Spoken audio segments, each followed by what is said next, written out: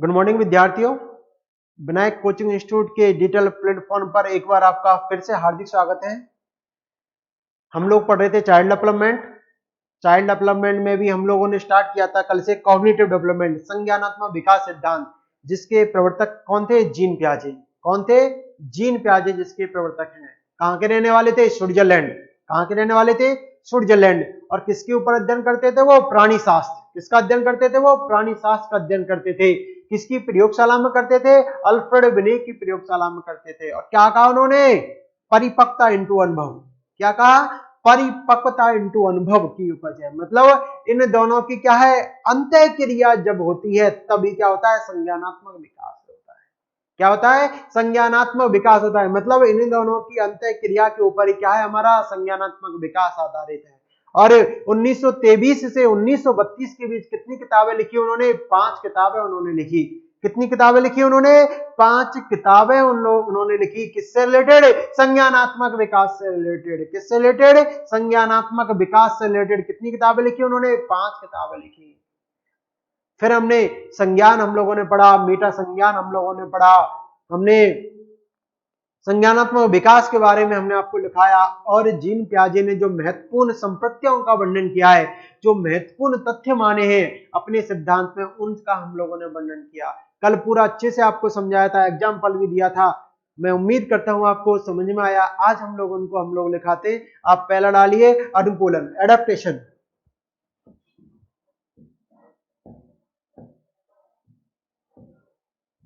अनुकूलन, एडेप्टेशन।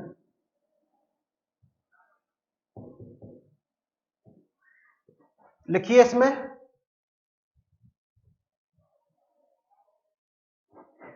बालकों में वातावरण के साथ, बालकों में वातावरण के साथ, बालकों में वातावरण के साथ समायोजन करने की, बालक में वातावरण के साथ समायोजन करने की एक जन्मजात प्रवृत्ति होती है। बालक में वातावरण के साथ समायोजन करने की एक जन्मजात प्रवृत्ति होती है, जिसे अनुकूलन कहा जाता है। जिसे अनुकूलन कहा जाता है। बालकों में वातावरण के साथ समायोजन करने की एक जन्मजात प्रवृत्ति होती है, जिसे अनुकूलन कहा जाता है। जीन पियाजे ने अनुकूलन के अंदर 2 उप प्रक्रियाएं बताई है।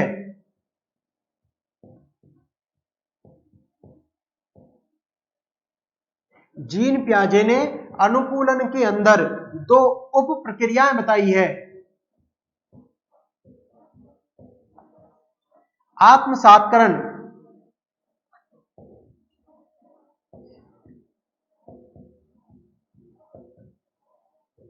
एसिमिलेशन,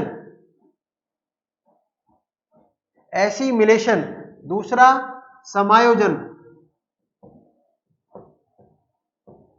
हिंदी मीन भी याद रखना है, इंग्लिश मीन भी याद रखना है।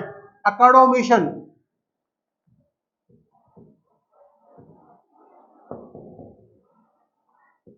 अकोमोडेशन। स्पेलिंग में मिस्टेक्स हो सकती है।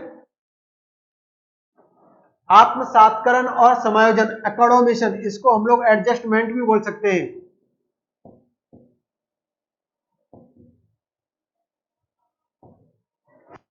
हम लोग एडजस्टमेंट भी बोल सकते हैं। इसमें पहला डालिए आत्मसात्करण। पहला डालिए इसमें आत्मसात्करण।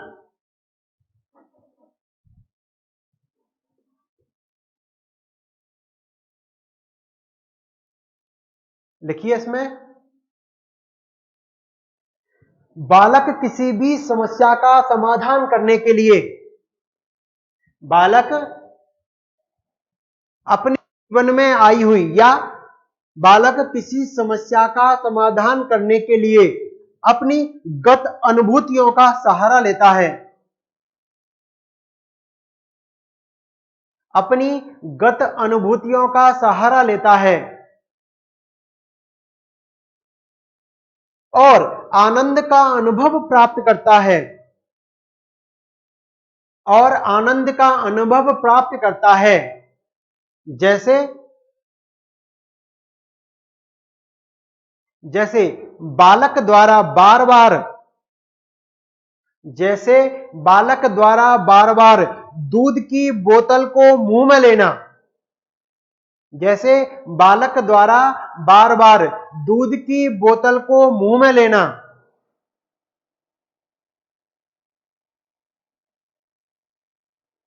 बालक द्वारा बार बार दूध की बोतल को मुंह में लेना। कल भी मैंने आपको समझाया था इसको अच्छे से। दूसरा डालिए आप समायोजन।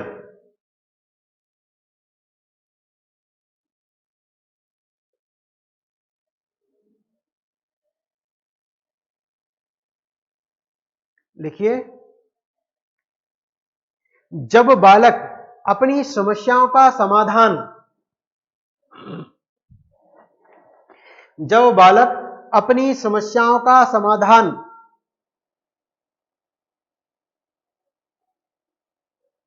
जब बालक अपनी समस्याओं का समाधान आत्मसातकरण से नहीं कर पाता जब बालक अपनी समस्याओं का समाधान आत्मसातकरण से नहीं कर पाता तो वह अपने व्यवहार में परिवर्तन करता है तो वह अपने व्यवहार में परिवर्तन करता है और वातावरण के साथ और वातावरण के साथ समायोजन करने का प्रयास करता है और वातावरण के साथ समायोजन करने का प्रयास करता है।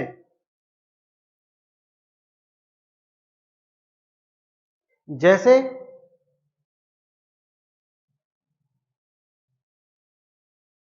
बालक पहले से जानता है कि बालक पहले से जानता है कि बालक पहले से जानता है कि कुत्ता क्या होता है बालक पहले से जानता है कि कुत्ता क्या होता है। अगर उसके सामने बिल्ली आ जाती है अगर उसके सामने बिल्ली आ जाती है तो बालक अपने आप को समायोजित करता है तो बालक अपने आप को समायोजित करता है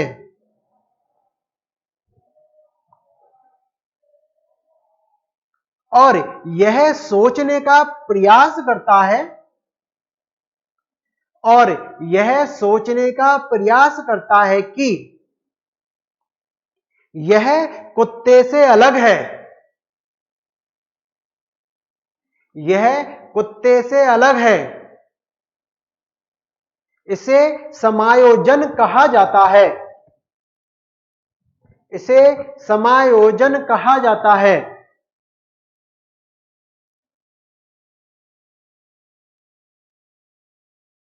लिख लिया। फिर दूसरा लिखिए साम्य धारण।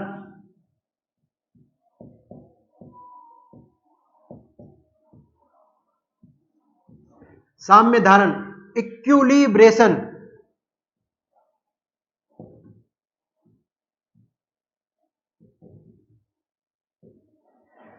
साम्य धारण इक्विलिब्रेशन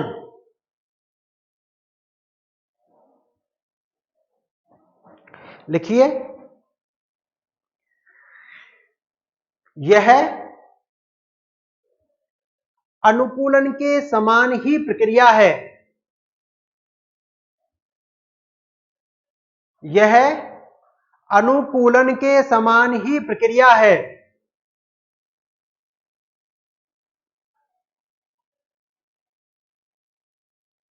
यह अनुकूलन के समान ही प्रक्रिया है।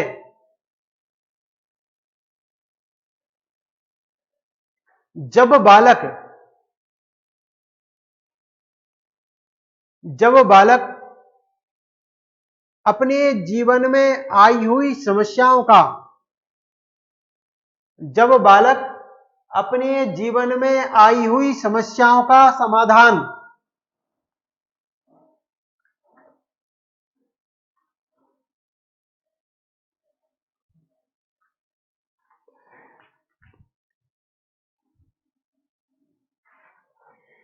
जब बालक अपने जीवन में आई हुई समस्याओं का समाधान नहीं कर पाता, जब बालक अपने जीवन में आई हुई समस्याओं का समाधान नहीं कर पाता, जिसका उसे पहले से अनुभव नहीं था, जिसका उसे पहले से अनुभव नहीं था,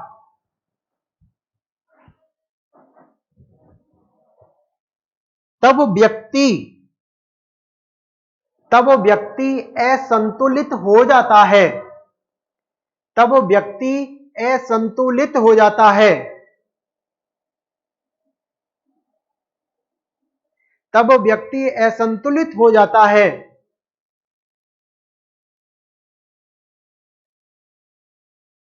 वह संतुलित होने के लिए वह संतुलित होने के लिए वह संतुलित होने के लिए आत्मसात्करण और समायोजन वह संतुलित होने के लिए आत्मसात्करण और समायोजन दोनों प्रक्रियाओं का उपयोग करता है,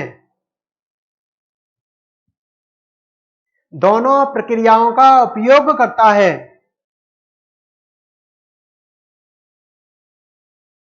अर्थात साम्य धारण में मतलब इक्विलिब्रेशन में आत्मसात्करण और समायोजन दोनों सम्मिलित हैं। अर्थात साम्य धारण में आत्मसात्करण और समायोजन दोनों सम्मिलित हैं।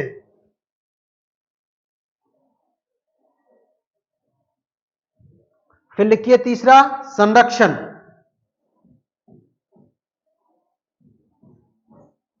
कंजर्वेशन,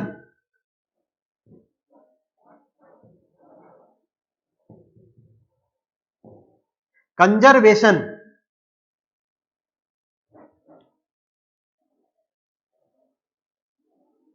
देखिए, संरक्षण से तात्पर्य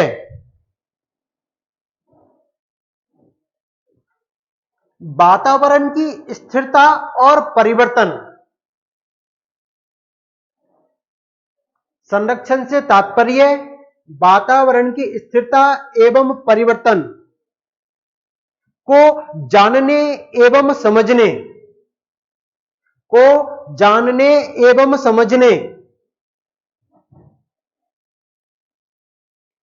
जानने एवं समझने की क्षमता तथा जानने की क्षमता तथा वस्तु के रूप रंग में परिवर्तन तथा वस्तु के रूप रंग में परिवर्तन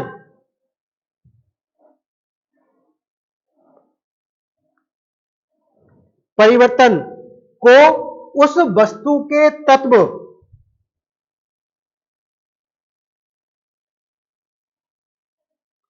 को उस वस्तु के तत्व में परिवर्तन करने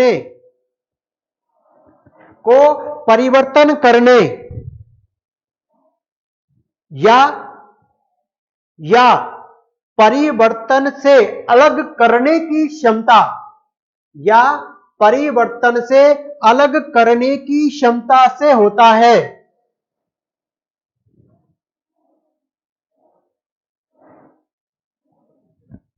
या अलग करने की क्षमता से होता है। मनोवैज्ञानिकों ने जीन पियाजे के इस शब्द पर मनोवैज्ञानिकों ने जीन पियाजे के इस शब्द पर सबसे ज्यादा शोध किए। मनोवैज्ञानिकों ने जीन पियाजे के इस शब्द पर सबसे ज्यादा शोध किए।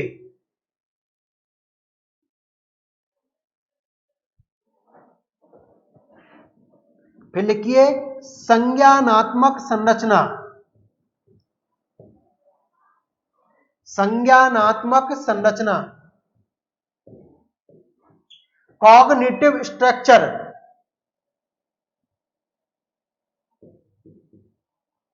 Cognitive structure, cognitive structure. लिखिए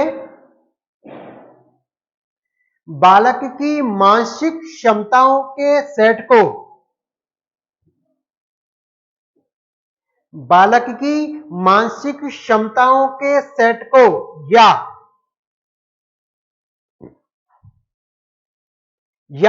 संज्ञानात्मक क्षमताओं के समूह को, या संज्ञानात्मक क्षमताओं के समूह को संज्ञानात्मक संरचना कहते हैं, कॉग्निटिव स्ट्रक्चर कहते हैं।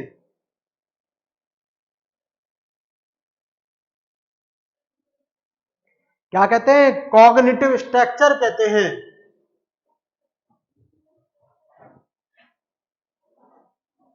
देखिए पांचवा, मानसिक संक्रिया।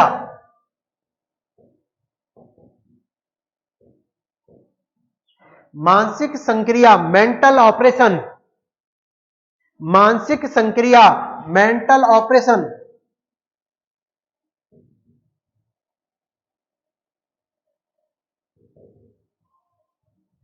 मानसिक संक्रिया, मेंटल ऑपरेशन या मेंटल ऑपरेशंस।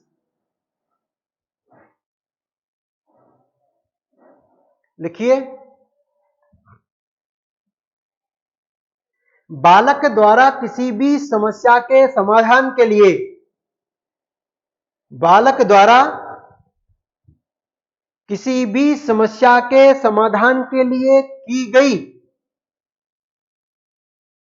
बालक द्वारा किसी भी समस्या के समाधान के लिए की गई मानसिक संक्रिया या बालक द्वारा किसी भी समस्या के समाधान के लिए की गई क्रिया ही मानसिक संक्रिया कहलाती है।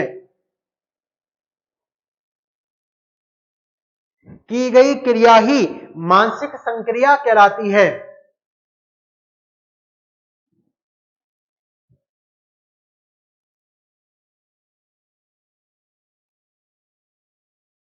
की गई क्रिया ही मानसिक संक्रिया कहलाती है।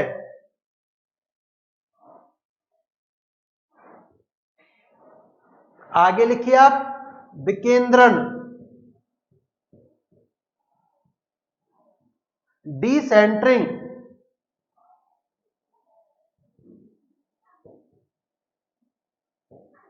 विकेंद्रण, डिसेंटरिंग।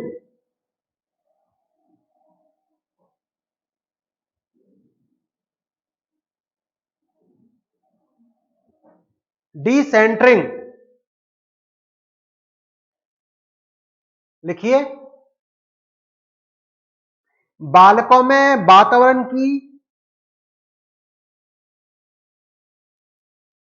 बालकों में, ऐसे लिखिए बालकों में किसी चीज के बारे में, बालकों में किसी चीज के बारे में वस्तुनिष्ठ एवं वास्तविक रूप से, बालक में किसी चीज के बारे में वस्तुनिष्ठ एवं वास्तविक रूप से सोचने की क्षमता होती है, क्षमता होती है, जिसे विकेंद्रण कहा जाता है, जिसे विकेंद्रण कहा जाता है।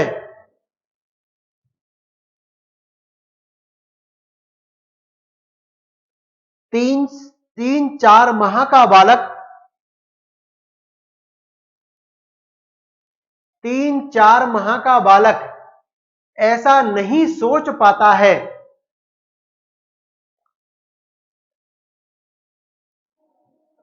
3-4 माह का बालक ऐसा नहीं सोच पाता है, लेकिन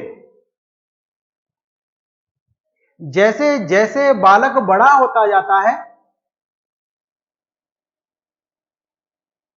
उसमें विकेंद्रण की क्षमता बढ़ती जाती है। जैसे जैसे बालक बड़ा होता जाता है उसमें विकेंद्रण की क्षमता बढ़ती जाती है।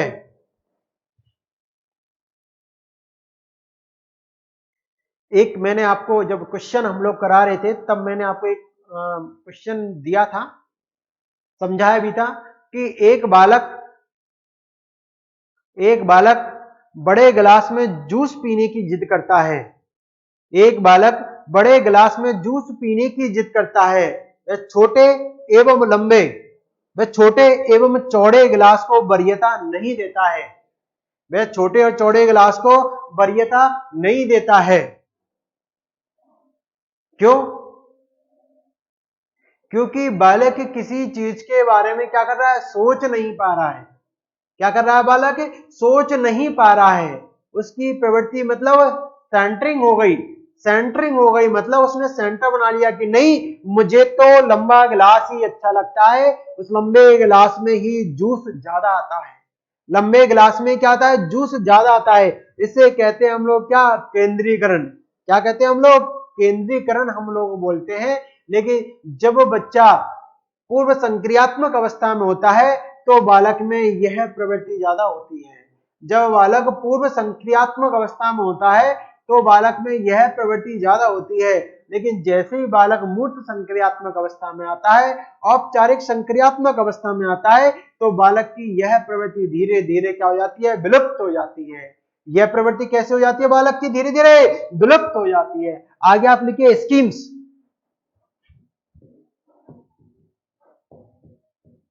क्या? स्कीम्स।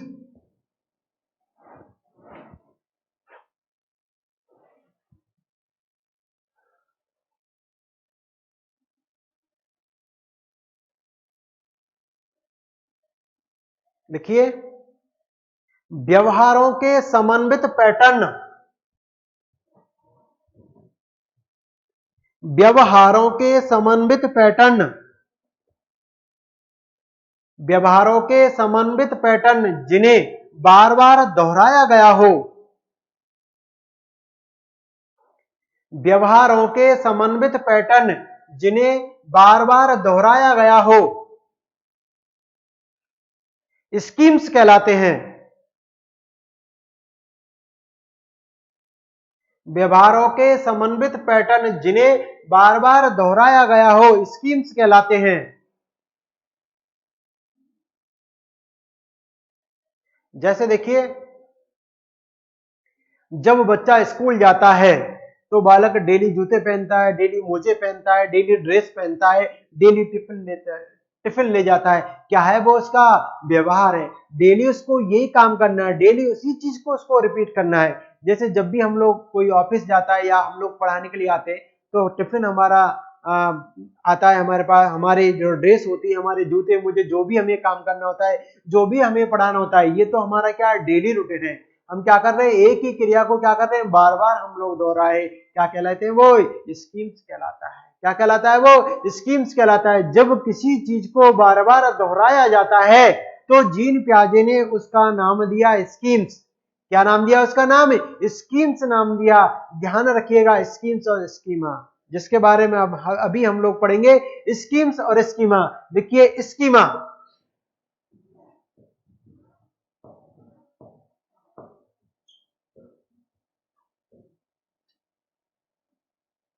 स्कीमा,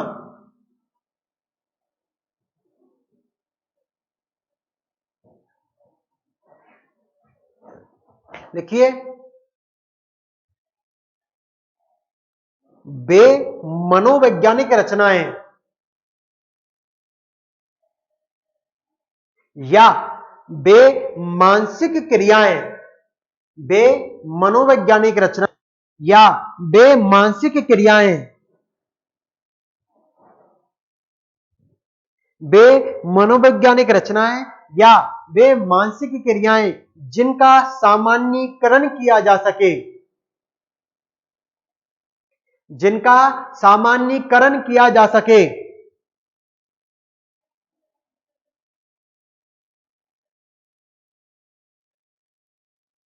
जिनका सामान्यीकरण किया जा सके, जनरलाइजेशन किया जा सके,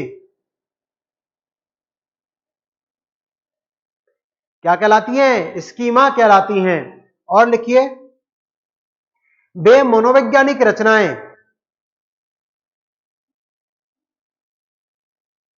वे मनोवैज्ञानिक रचनाएं जो हमारे दिमाग में, वे मनोवैज्ञानिक रचनाएं जो हमारे दिमाग में मौलिक स्मृतियों के रूप में संग्रहित हैं। वे मनोवैज्ञानिक रचनाएं जो हमारे दिमाग में मौलिक स्मृतियों के रूप में संग्रहित हैं। वे मनोवैज्ञानिक रचनाएं जो हमारे दिमाग में मौलिक स्मृतियों के रूप में संग्रहित हैं। फिर लिखिए, वे मनोवैज्ञानिक रचनाएं, वे मनोवैज्ञानिक रचनाएं, कर देता हूं, वे मनोवैज्ञानिक रचनाएं या मानसिक क्रियाएं जिनका सामान्यीकरण किया जा सके, वे मनोवैज्ञानिक रचनाएं जो हमारे दिमाग में मौलिक स्मृतियों के रूप में संग्रहित हैं। आगे लिखिए, वे मनोवैज्ञानिक रचनाएं जो सूचना प्रदान करने के लिए, वे मनोवैज्ञानिक रचनाएं जो सूचना प्रदान करने के लिए, वे मनोवैज्ञानिक रचनाएं जो सूचना प्रदान करने के लिए आशुलिपि की तरह कार्य करती हैं।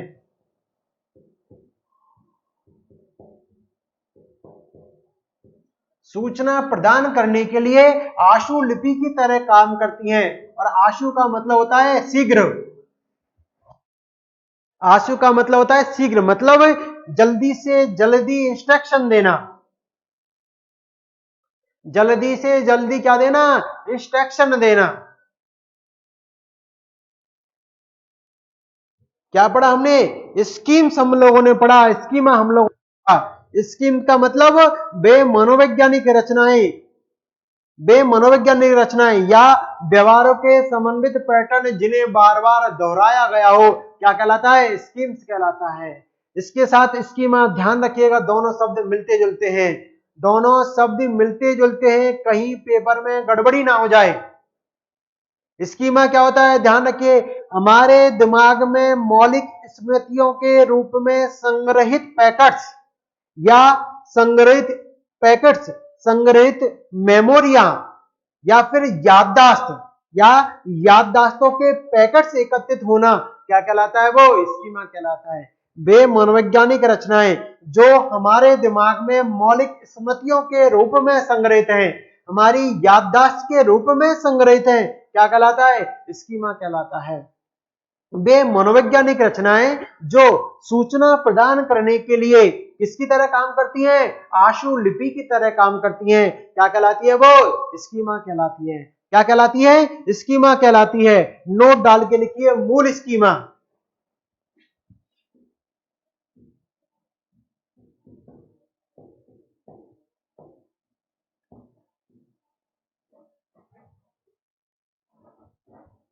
लिखिए,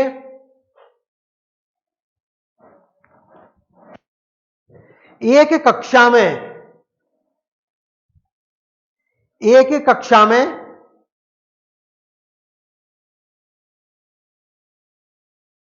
सबके सामने बालक की हंसी उड़ाई जाती है। एक कक्षा में सबके सामने बालक की हंसी उड़ाई जाती है। उस हंसी के कारण, उस हंसी के कारण बालक सोचता है,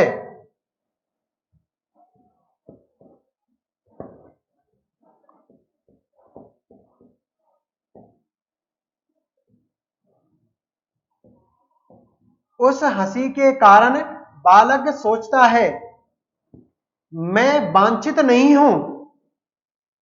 उस हंसी के कारण बालक सोचता है मैं वांछित नहीं हूं। एक कक्षा में सबके सामने बालक की हंसी उड़ाई जाती है। उस बालक सोचता है मैं वांछित नहीं हूं। उस व्यवहार के कारण या कक्षा में ऐसे व्यवहार के कारण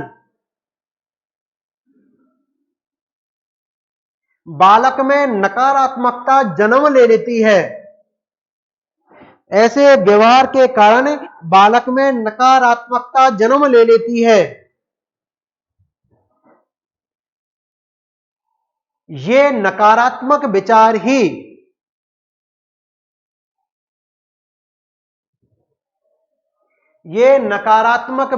ही मूल स्कीमा कहलाते हैं। ये नकारात्मक विचार ही मूल स्कीमा कहलाते हैं।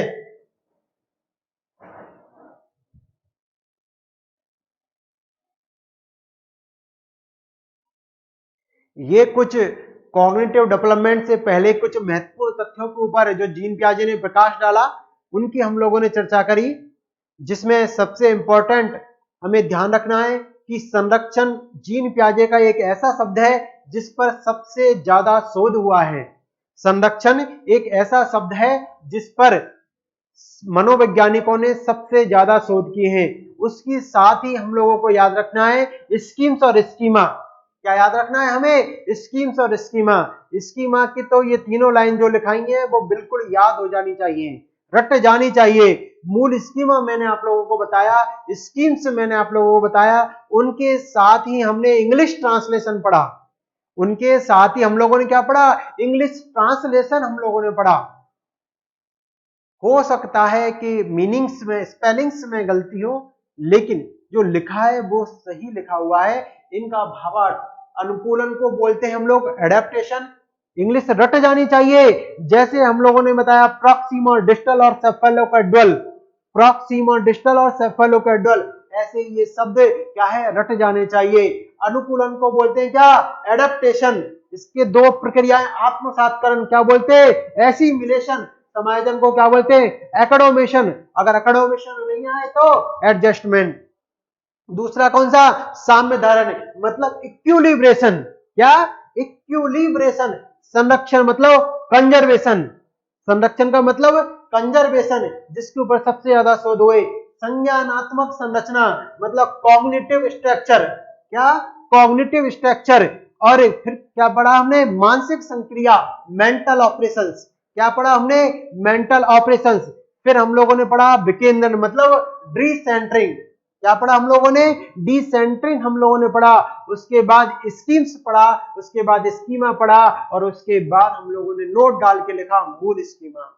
ऐसे ही जब हम लोगों ने लिखा, संज्ञान के बाद लिखा हमने क्या? मेटा संज्ञान। मतलब संज्ञानात्मक परिघटनाओं के बारे में संज्ञान को क्या बोलते हैं? मेटा संज्ञान। प्यारे विद्यार्थियों याद रखिएगा, संज्ञान और मेटा संज्ञान, स्कीम्स, स्कीमा और मूल स्कीमा, स्कीम्स, स्कीमा और मूल स्कीमा, संज्ञान और मेटा संज्ञान। मैं बार बार मैं जोर दे रहा हूं, जो संज्ञान के प्रवर्तक हैं जीन पियाजे, जबकि मेटा संज्ञान के प्रवर्तक हैं जॉन फ्लेवल, जो मैं आपको कल में लिखा चुका हूं। कौन है? जॉन फ्लेवल। और संज्ञान के प्रवर्तक कौन है? जीन पियाजे। कौन सी विचारधारा पर आधारित है सिद्धांत? अंतःक्रियावादी विचारधारा। कौन सी विचारधारा? अंतःक्रियावादी। किसकी अंतःक्रिया? परिपक्वता की और अनुभव की प्रक्रिया। कैसे मनोवैज्ञानिक थे वो? प्राणी शास्त्र के मनोवैज्ञानिक। किसके थे? प्राणी शास्त्र के। किसके ऊपर अध्ययन करते थे? प्राणी शास्त्र के ऊपर अध्ययन करते थे। किसकी प्रयोगशाला में भाग ले रहे थे? अल्फ्रेड बिने की प्रयोगशाला में भाग ले रहे थे। कितनी किताबें लिखी? 5 किताबें लिखी। कब लिखी? 1923 से 1932 के बीच।